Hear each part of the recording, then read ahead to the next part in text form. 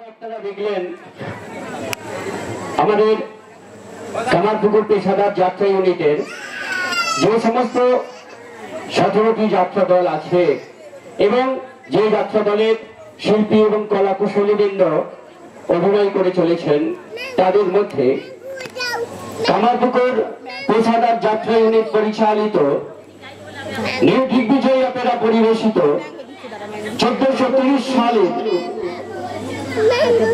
শিখা অধিকারী শ্রেষ্ঠ নায়িকা নির্বাচিত হয়েছেন।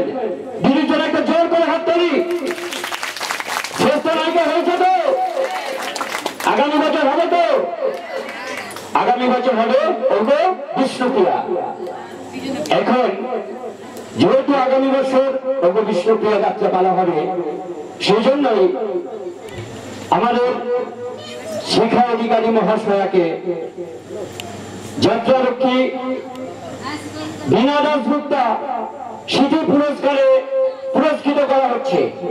যাত্রারক্ষী বীণা দাশগুপ্তা স্মৃতি পুরস্কারে পুরস্কৃত করা হচ্ছে। আপনারা একটু করতালি দিয়ে দিদিকে অভিবাদন জানান।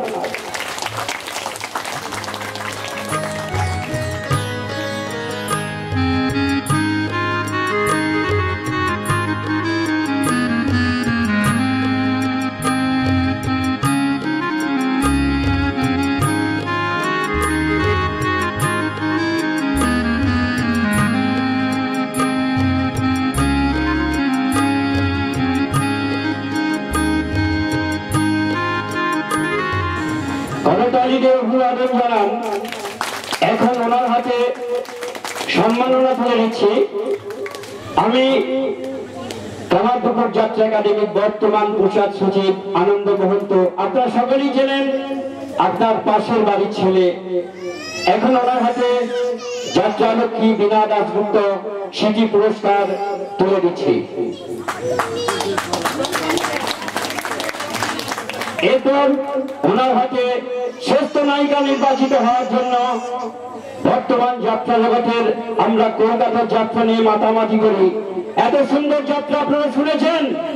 শোনেননি? দেখুন কত পরিশ্রম করে সুন্দর যাত্রা পরিবেশন করলো। তাই আপনারা আশীর্বাদ করুন করতালি দিয়ে, যিনি যেন প্রতি বছর উনি শ্রেষ্ঠ নায়িকা নির্বাচিত হন। তাই ওনার হাতে মোমেন্ট তুলে দিচ্ছি আমি আনন্দ মহন্ত, কামারপুকুর পেশাদার যাত্রা ইউনিটের প্রচার সচিব।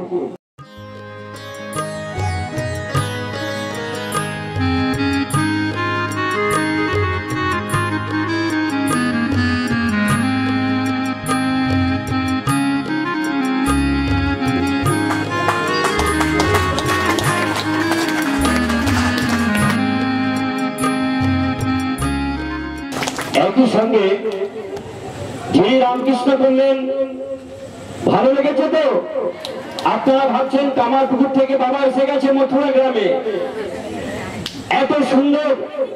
এত সুন্দর পরিবেশ, আপনারা এত সুন্দর ভাবে সহযোগিতা করেছেন।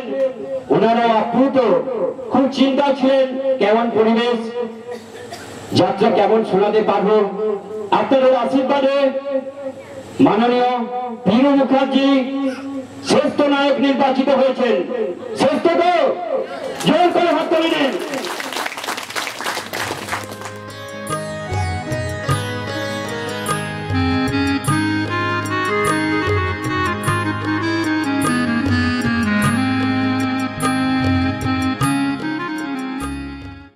এরপর ওনার হাতে সম্মাননা তুলে দিচ্ছি সুরসাগর সুশান্ত রায় স্মৃতি পুরস্কার।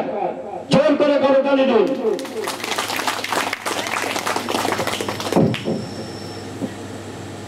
এবং শ্রেষ্ঠ নায়ক নির্বাচিত হওয়ার জন্য ওনার হাতে মোমেন্ট তুলে দিচ্ছি।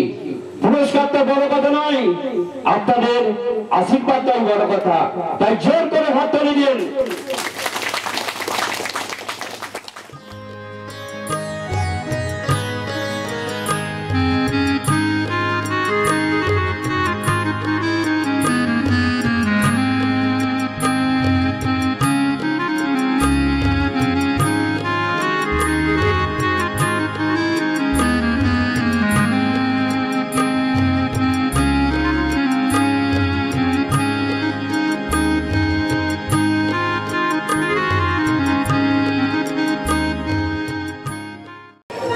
আমরা এই প্রথম প্রোডাকশন করেছি ভক্তিমূলক বই।